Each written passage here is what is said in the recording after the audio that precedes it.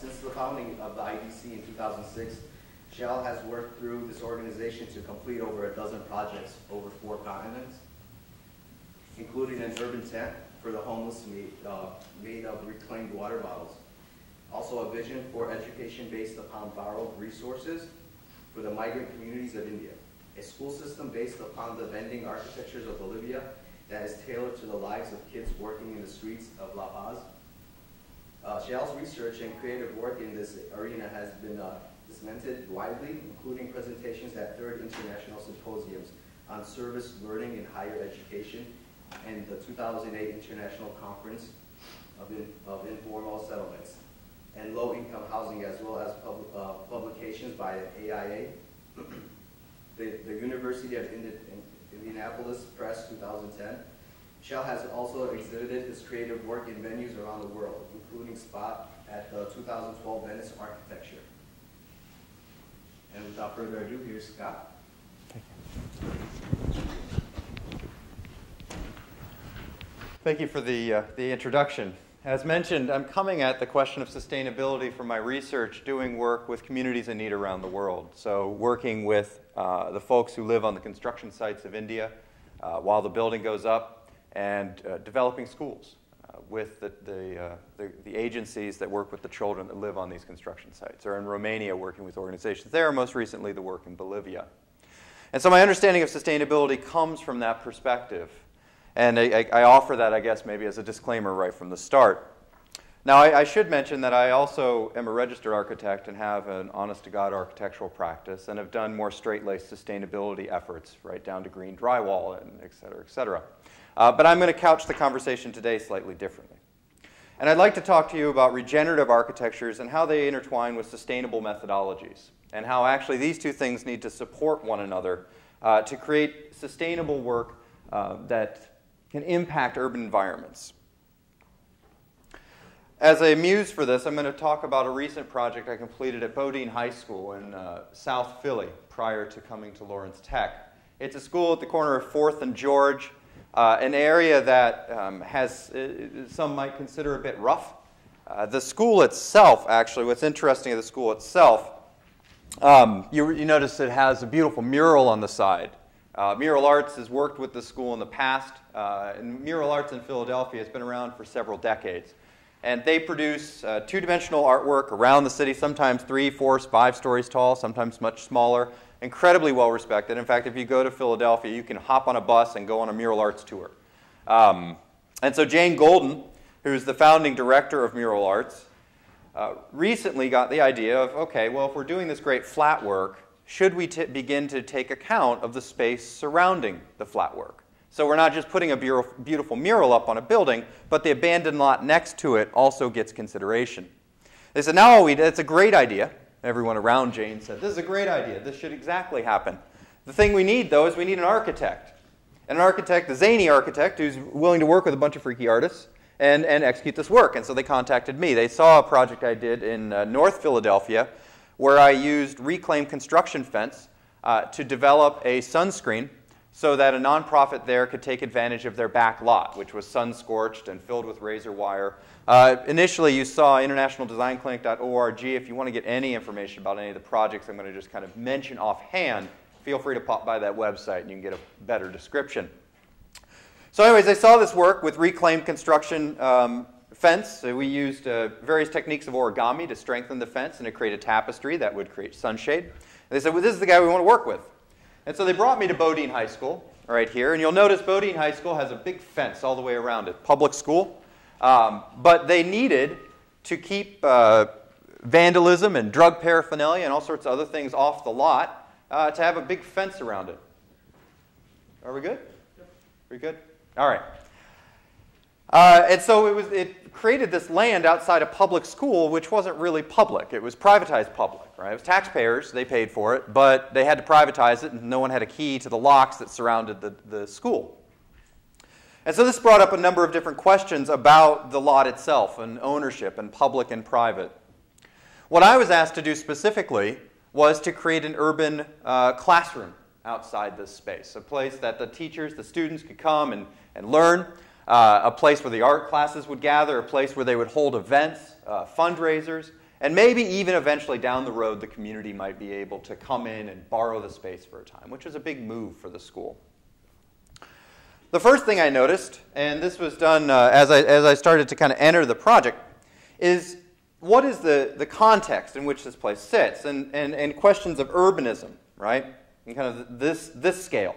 Bodine is shown there in red. And one of the first things to strike me is the amazing amount of pavement that's actually on land. I'm not highlighting the streets, by the way. If I highlighted the streets pavement, this image would be even more gray. But I'm highlighting just the areas of private or public property inside the street that's paved. So a lot of parking lots, a lot of surface lots. This is not an area of the city where land value would allow for parking garages. So people just pave and they can earn enough money on that.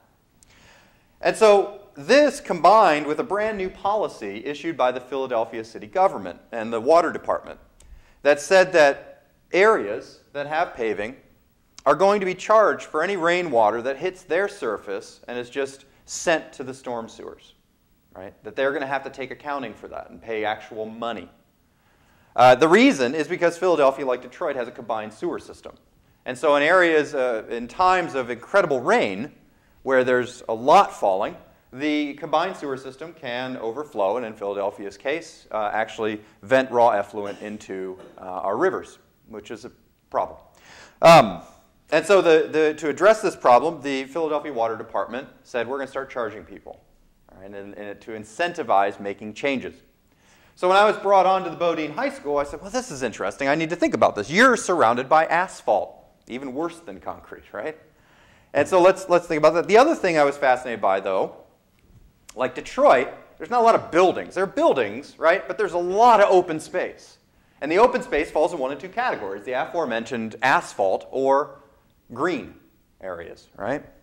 And what you see here are highlighted just different green areas, one shade of green designated public lands and one shade of green designated private lands. The public lands, the reason there's so much, is because it's not just parks, but any kind of piece of property that's green that could be counted as public, that the public had access. Whether the access was allowed or not was a secondary question.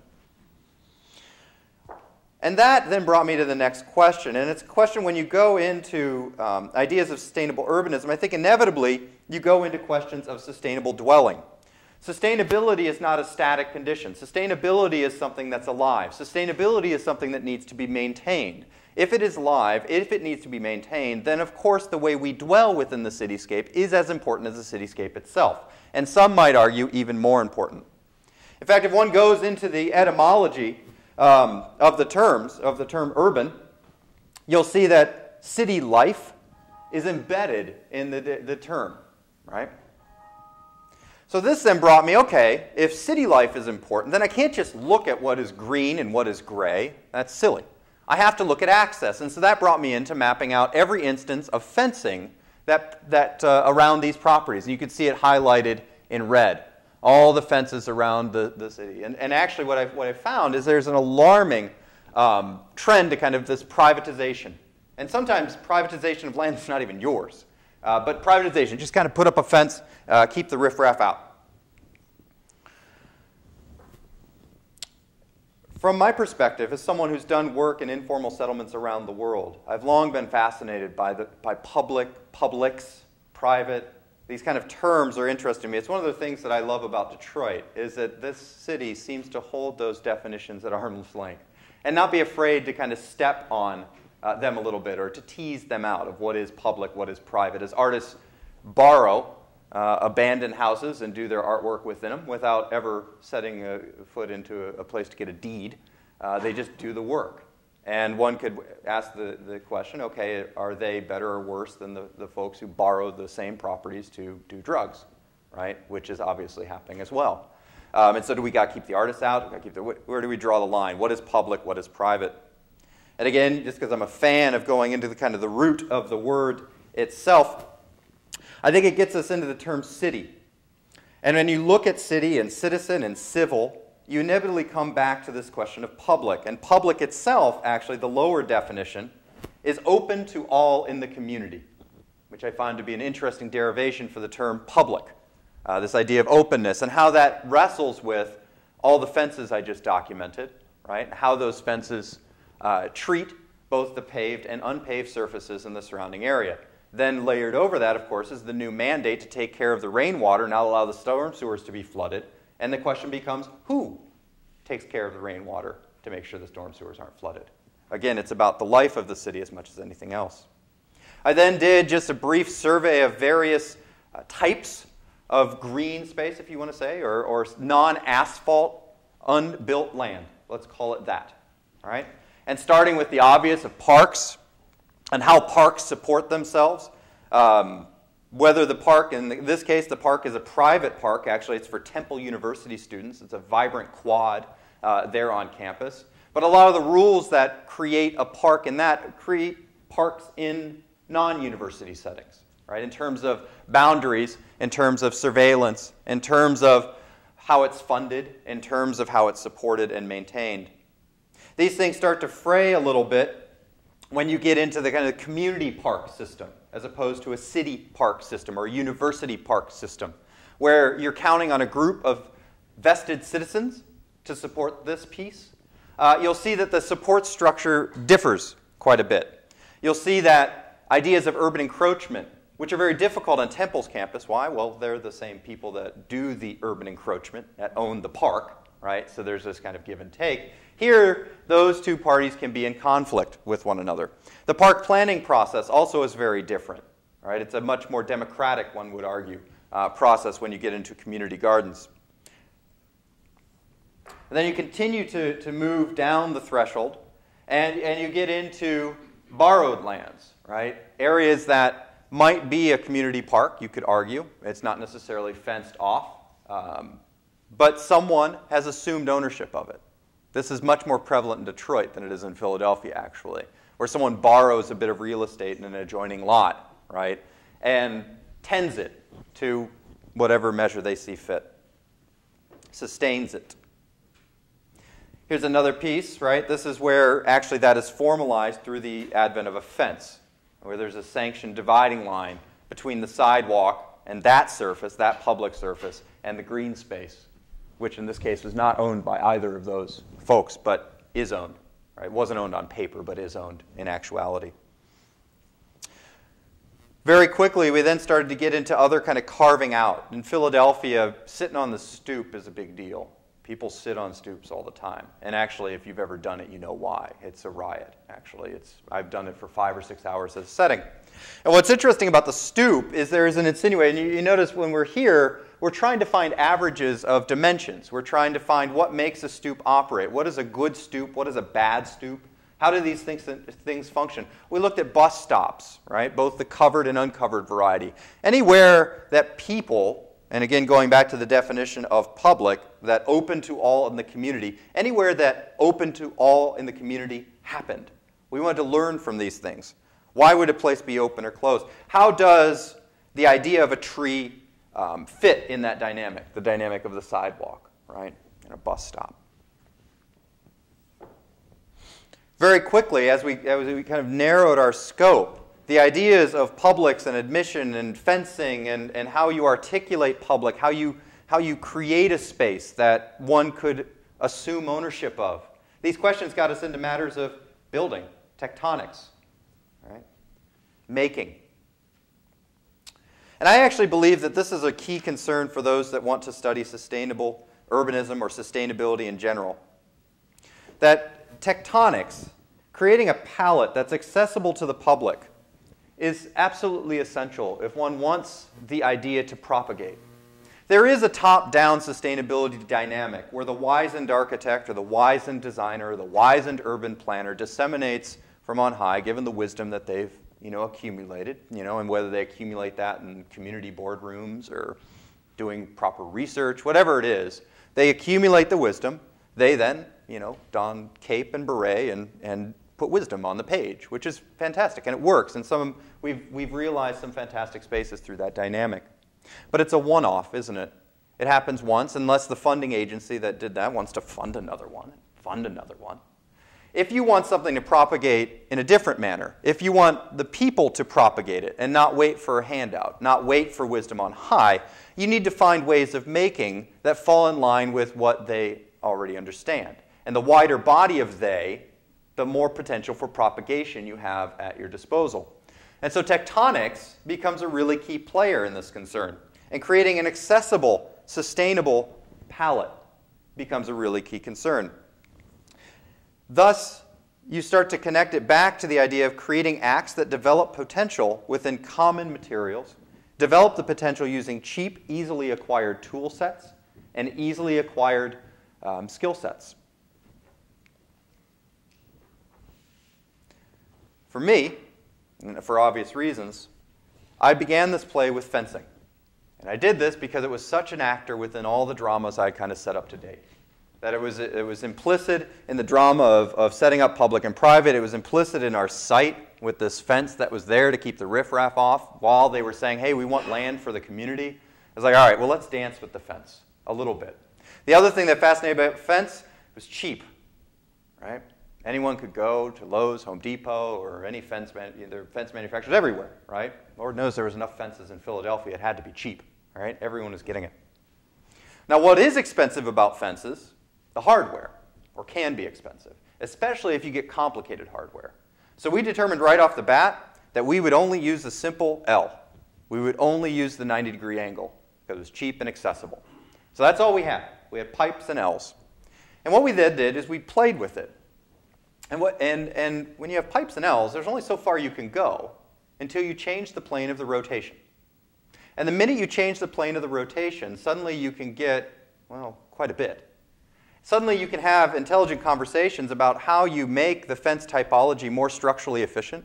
You can have conversations about how the fence typology can create not just walls, but benches and canopies, raised gardens, any nature of things. You can have intelligent conversations about how the fence typology could actually start to gather rubble, right? And gather reclaimed dirt to create raised gardens. And so this torque of the plane of rotation became a very useful ally. And you can see us right here. This is after we have gathered some steam. You can see how the line traces it's in, but all the angles are 90 degrees. This is the structural system for the bench in the foreground. In the background, you can see how it kind of gives birth to the canopy.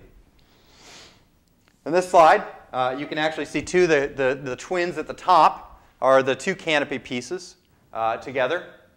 And you can see them there. Now we're playing with how you start to conjoin these things together. And so once you get the single module, then it becomes, okay, how do you continue that dance? How do you join two modules together? If the module is a seating module, if the module is a canopy module. But the fun really starts to happen when you take all the other unsuspecting parts of the fence typology along for the ride. So now you've torqued the frame. What does that mean to the fence, right? And chain link fence is a really interesting medium. I don't know if anyone here has had time to really play with it. But it gives you resistance in one dimension, and it folds in the other dimension. All right, it's a very peculiar kind of play that the fence is. And understanding that was actually quite difficult. This is when we first kind of got the glimmer of an understanding there at the bottom. Now, I think it bears mentioning that when you're performing these acts, there's an element of experimentation. And like any element of experimentation, there's risk and there are failures. All right? You're not asking the right question if there's not going to be a failure. There's going to be failures. And so we had failures, right? Here I am playing with screen, right?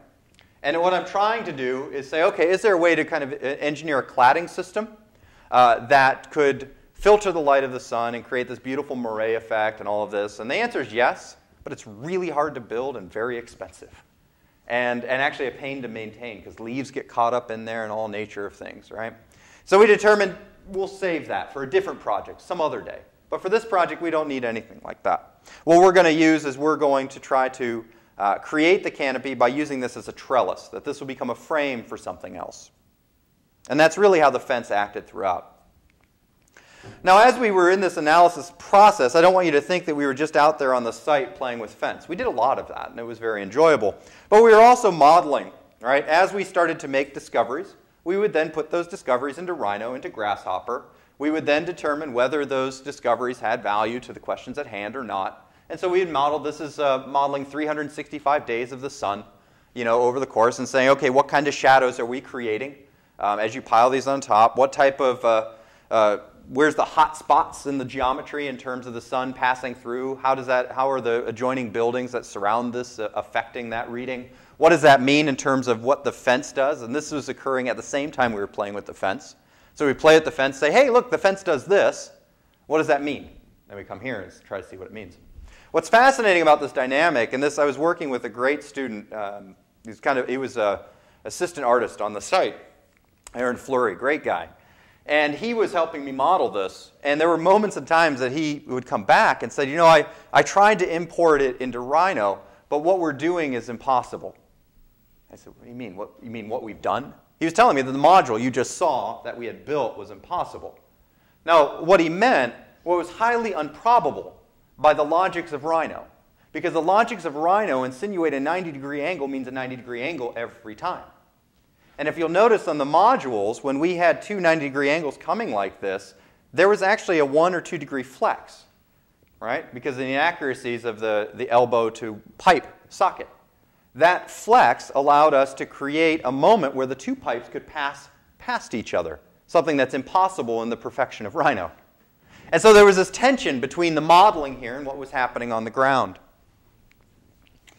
We continued to play. This was a series of calculations around the structure. Have we found something that's more structurally efficient or not? Is the thing going to collapse if a 200-pound football player starts to do chin-ups on the thing, right? Actually, it's a schoolyard. And so that was an actual question. Actually, our question was, what happens if 3 200-pound football players stand on the thing and jump up and down, right? And that's what we were trying to engineer, is make sure that this would stand. We then took the knowledge we had, which was a provisional knowledge. It wasn't fixed by any stretch. The knowledge generated from the play on site, the knowledge generated from the calculations and the modeling and all of this. And we then packaged it. We packaged it up, and we presented this package to the Arts Commission and to the building, etc., just like, you know, we all do when we want to build something, right? But what was fascinating is we had to package it in a way that acknowledged the provisional nature of our knowledge, because we knew fully well the thing we were presenting was probably going to be built slightly differently. All we're doing is being honest. I mean, that actually is what happens in most acts of design, that there's a significant piece of the design that actually happens on the ground, right, when you're there. So what we did is we tried to be very clear about what we knew and leave out of the document stuff we didn't know, right? And it was this. And so when we created the package for the Arts Commission, it was a different, this is the Arts Commission package that I'm showing you, where we emphasize the kind of textures, how we're aiming to use scrap wood and reclaimed rubble and all of these things, how the aforementioned fence was going to be a driver in this. When we went to the building folks, they were much more interested in the 300-pound football players, right? And so we had the calculations and the stamps for that, left all the color out because they don't care about that. And we just, you know, kind of created this dance where the convictions of the project were aligned with the convictions of the document. Right? But again, the knowledge was fumbling. Like, the knowledge was this, right? It was a cartoon, really. And that's all we knew. There was promise, there were indicators that started, but it was all hypothetical at this point. It was a kind of a provisional proposal. And so although this potential was quite promising, and it actually responded really well to the research that we had done, and we started to kind of understand, okay, what does this mean to the fact that there are 40,000 vacant lots in Philadelphia, or that concrete begins to crack after 1 year, and after 6, 7 years, they're ripping it off the roads and dumping it, you know, at $30 a truckload over here, right? And our project responded to that. I'll talk about that. That 1 ton of wood waste is generated, right, in our city. What does that mean? How do we respond to that? And so the work responded well to that, and it responded well to some of our observations about versions of public land. And we were confident of this. We didn't actually know what the thing would look like at the end. We had a vague idea.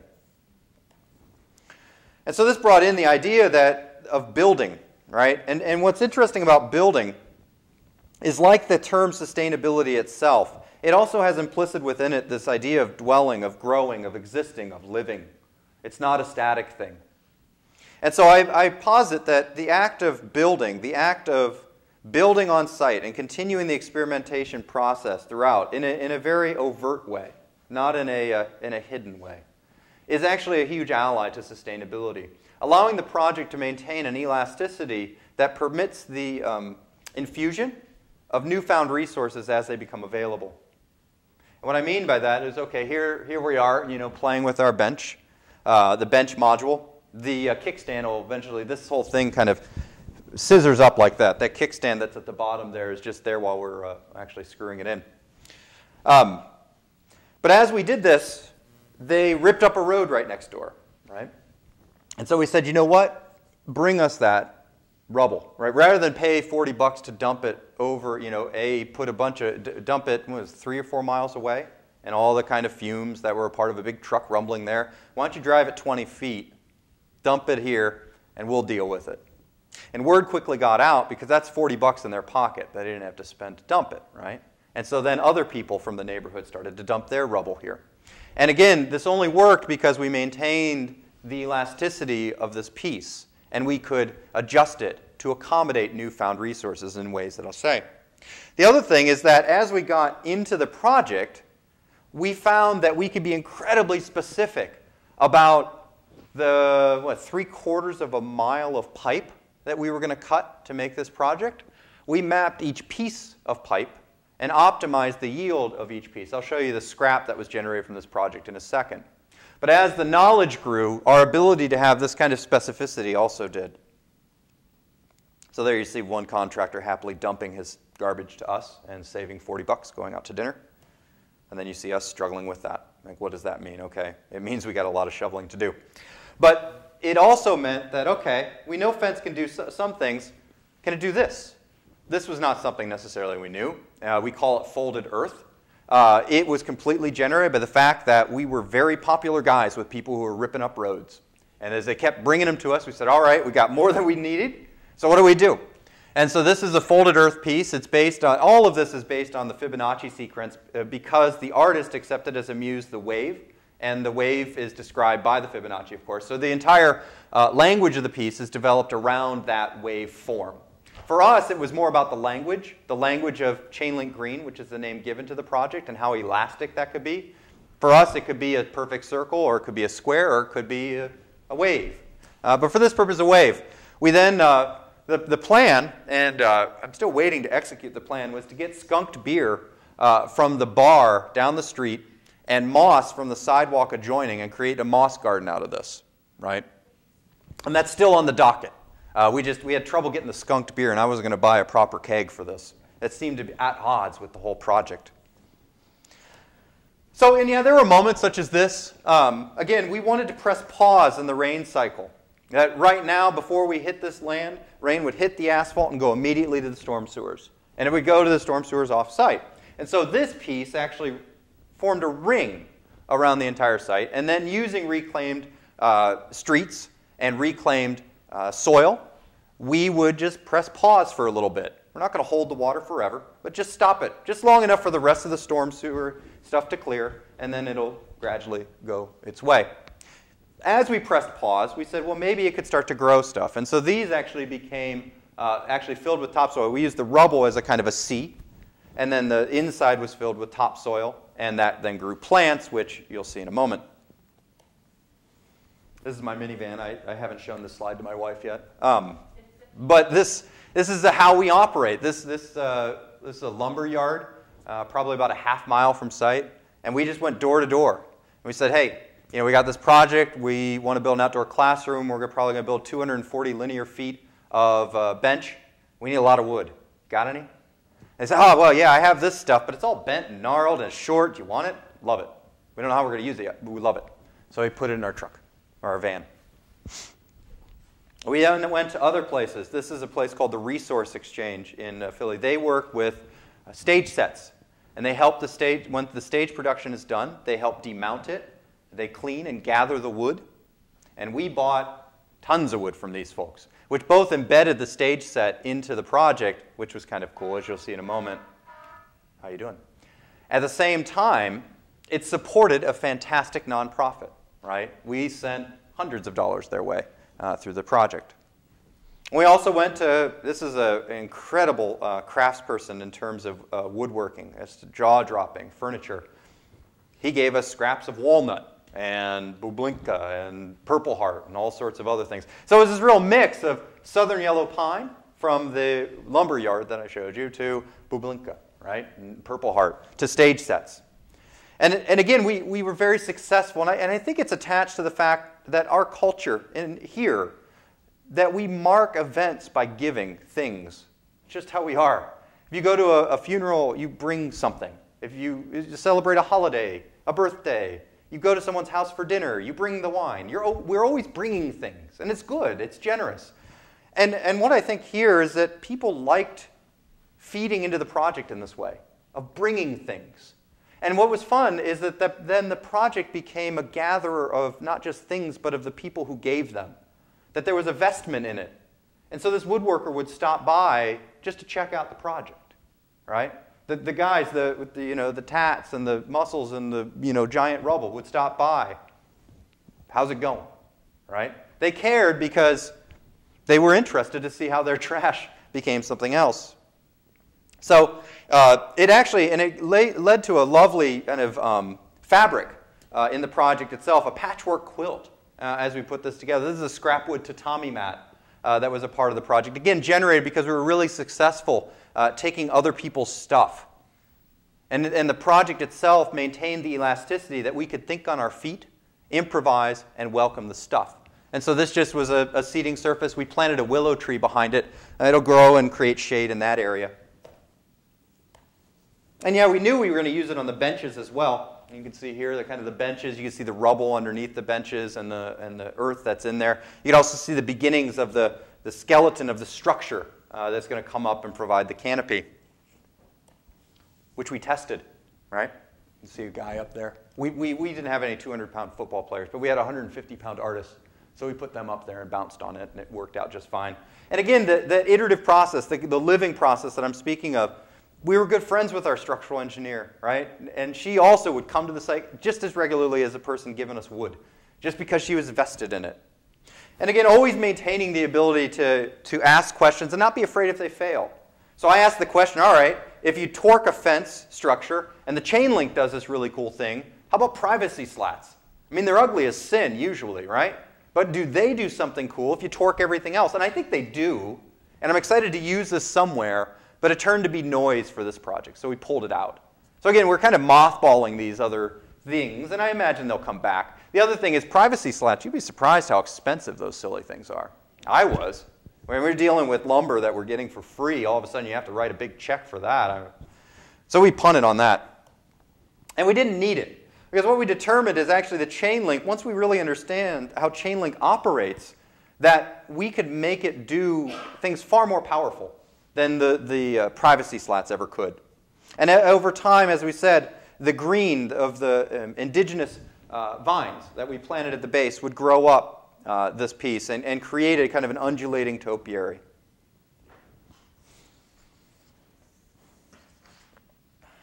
I think that at the core, this act of building, as I mentioned before, attaches itself to sustainability because it's a matter of dwelling.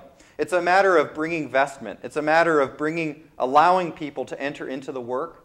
And those same people are the same people who are going to support the work. I promised this slide before. This is my scrap slide. That's all that's left of the wood. That's all that's left. I mean, and you're talking a big project. That's it. That's all we had. And I don't think we didn't throw that away. Someone actually took that home. One of the artists said, hey, I'll take that and take that home. All of the pipe was recycled. All the fence was recycled.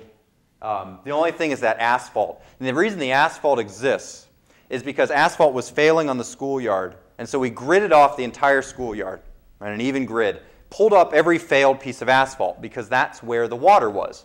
We said, all right, let's remove the asphalt, put a garden. All right? And so then where the water was going anyways became a place where water could go and actually grow a tree.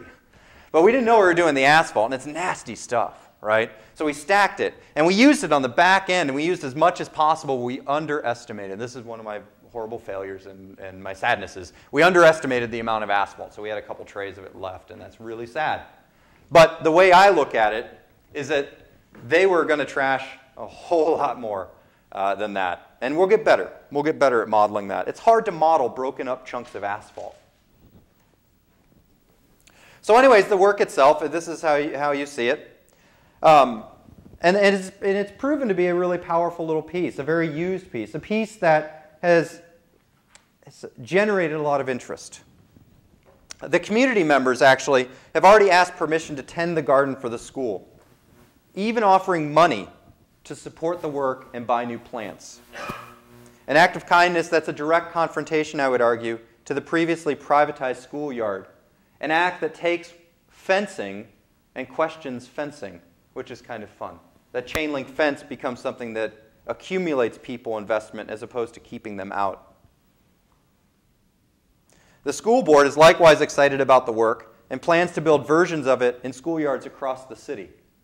And again, what's fun about this kind of propagation is as they do so, they're not propagating a thing, they're propagating a mindset, a spirit of sustainability that makes use of reclaimed, locally harvested stuff in a fairly radical way. And here you have a bunch of straight-laced people. School board people are not the most radical folk you could hope to meet, right? Nice people, I love them. They're not radical by any stretch. And they're saying, you know what we need to do? We need to put more trash chain link rubble stuff on our schoolyard. That's what we need. Right? They're not saying it in those words, but that's what they're saying. Right? And if you, as an architect, can get a bunch of school board members to say that, I think you've done something, and I'm pretty excited about that something. Mural Arts, and here you can start to get a sense of what the chain link does, when it's torqued in the way that I'm describing. Mural Arts, who funded the work, intends to expand the New Restored Spaces initiative. Like, this was the first project that ever welcomed an architect into the work. They're doing more now. The person who actually funded, the main donor who funded the Restored Spaces initiative, came to the site and tripled his donation on the spot to help them expand, again, by virtue of the architecture. The work has since been picked up, and it's been displayed at the Biennale this year, along with a few other works that are kind of what they're calling spontaneous interventions. And so it kind of seeds itself in that way. As artists from around the world and other folks from around the world come and look at this chain link rubble scrap wood piece. And today I present the work to you as a new member of the LTU family with the intent that versions might be realized in our city, or better yet, better versions might be realized in our city. I'm excited about being in Detroit because I believe that the mind embedded in this work, and indeed all of my work, is very much in tune with the mind embedded in this place, a place that I'm growing to love and respect quite a much. So thank you all for your attention.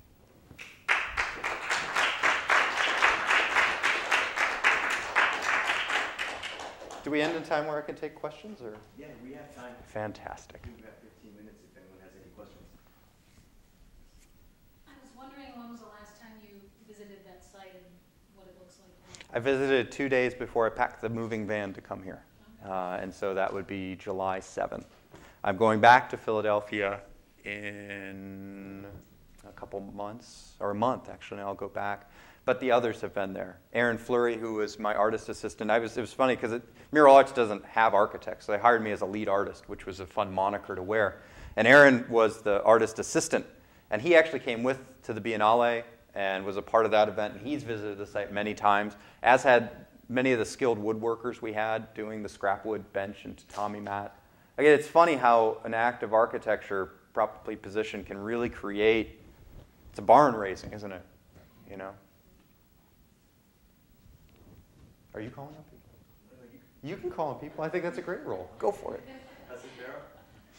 How are people using this space as a result? That's a great question. The community members aren't just saying we want to give money. They're saying we want to use the space. And if we have to pay to clean it up afterwards, we'll do that. But we want to host community meetings here. We want to have gatherings here. We want to have movie nights here. It's become, and that's what I mean by this little project on a torqued fence has started to question the presence of the fence outside. And some community members are asking for a key to the lock. Literally, we want a key to the lock. I'm the leader of the Northern Liberties, NLNA, Northern Liberties Neighborhood Association. We should have a key. And I think the school is going to give them a key. Again, by virtue of the project, which is exciting. So previous to this project, nothing, to answer your question. They were kicked off. In fact, there were security patrols to kick off any community members that would come onto the property. Are students using it? Yes, all the time. What are they doing? They hold classes out there. The art teacher loves the space. She uses it for the shadow play that you can start to see here. She teaches pattern through it. She's out there all the time. The biology students are conducting different experiments about the water that's contained within it, and also the plants and how they grow and how they don't grow. We've had to replant some because it's an elevated garden and there's always more pressure placed, even though we're using all indigenous plants. So they're out here all the time in the space. It's become a showpiece for the school. The principal, very smart person I've learned to adore quite a bit, is always dragging potential donors out here, to get more money for the school. So the threefold donation that I talked about is probably just scratching the surface. I was actually having the same question. So of the community, yeah. And after that, I was about to ask that how students are using it, and Yes. asked the same thing. Well, and it'll be interesting for me to see, as I said, the school board wants to build more, and I've been asked to come back, and I don't know if I can because I'm going to Bolivia, so I don't know if I can. And part of me doesn't want to, not because I don't like the work, but the whole basis of the work is that it could be virally propagated. And so if someone else were to take the reins and do something else with it, I'm perfectly comfortable with that and actually quite excited about it. The idea is infiltrating minds, right? Hearts and minds, and et cetera. I'm curious about a slide that showed you pulling that fence through. That really looked very artistic and something that could develop out of that. Did something come of that? Was that a This one? part of the park? No. Well, there was a slide where you were actually pulling through this fine netted fence. Oh, You yeah. were in the picture. Yeah. I was doing, you should see the patterns created by that. Yeah, it was like a little porcupine on the backside. It was really kind of beautiful. It is. I'm trying to figure out how it can be a regenerative work. I know how it could be a boutique work. I know how it could be a custom piece that I would put in a museum or, as a one-off. I haven't figured out how it's a regenerative thing yet. And until I figure that out, I'm kind of holding that idea in abeyance. It'll happen, but I don't know how yet. I'm just wondering what your thoughts about this at the end. I mean, I guess sort of two possible lines of inquiry in a sense. What do you think about the environmental art aspects of it? Do you think it needs more utility? Is it just, it seems like there's sort of two poles on something like this. Either it does something, it has utility, or it becomes a piece of environmental art. Does this do both of those things, or can it be more, if you had this to do again, or to do another one, what would you change about it? There's a lot of questions embedded in that. I love it. I think we didn't see a dichotomy or kind of a binary. Just ripped my plug out. Hold it. A dichotomy between acts of the artist and acts of the scientist.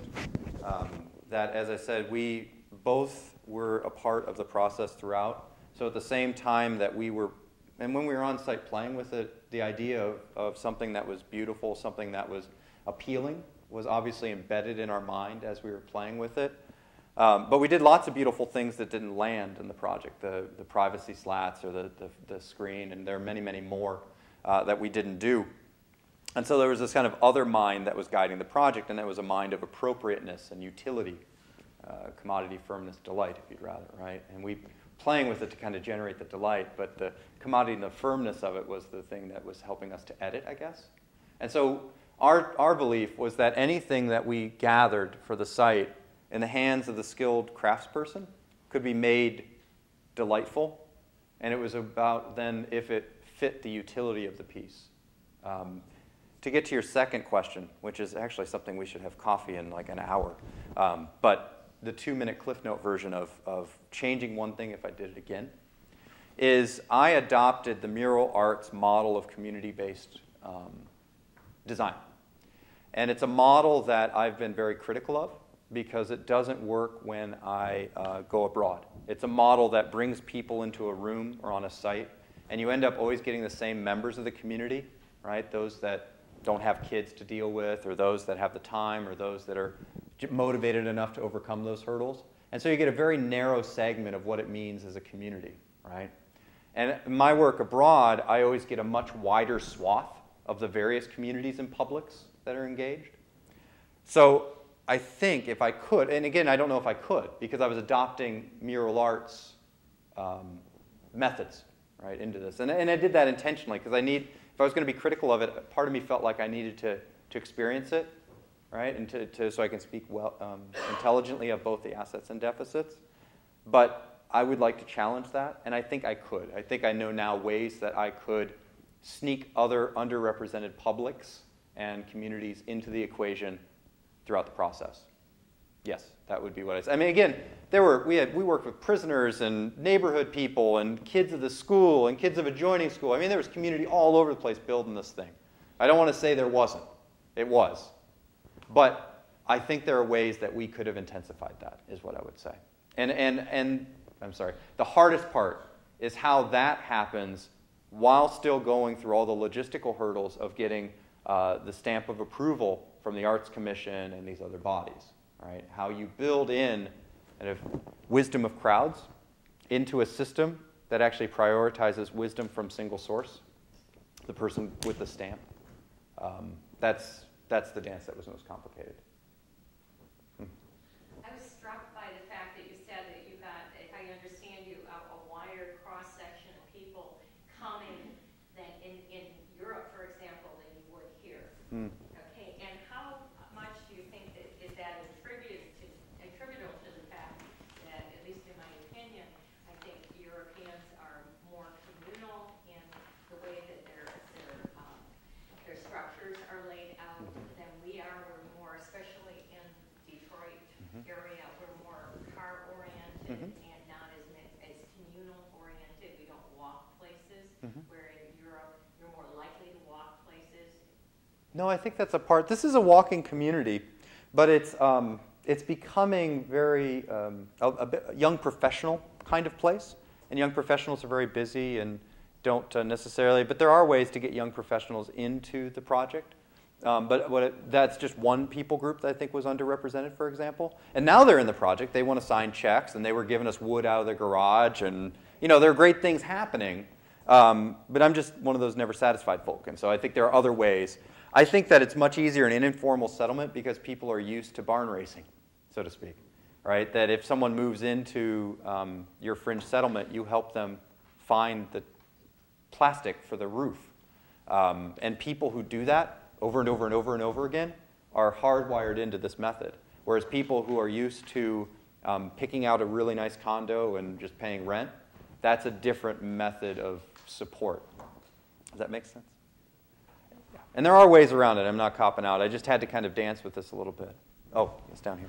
How long do you expect this piece to be usable for, like, the wood's longevity and the fencing? That's a really good question. All the wood is treated, but it needs to be, it's not treated, not with nasty chemical stuff, but it's every year we're going to kind of seal it, treat it. The fencing is galvanized steel fencing and pipe. So it'll last theoretically for a long, long time. The point is that it should be quasi-permanent. Actually. And there's nothing that we've used that should die too quickly. Time for one more question. I mean, we see community rallying around these sort of art pieces in other places as well. Detroit's got the Heidelberg Project, and LA's the Rodeo Towers. My question is there something different about that as opposed to those two projects? Is it the community or coming together to do this that makes it better, so to speak? Well, I think it's the idea of dwelling. I think that if there isn't an easy inroad or an understandable inroad to dwell intelligently in a thing that's been offered, and I would actually argue a lot of pieces that are couched as art, there's a very restricted way to kind of dwell within it. It's the method of interpretation of dancing within that way. The hope within this piece is that it provides multiple inroads to dwell. And so if community members come in, hang out to have,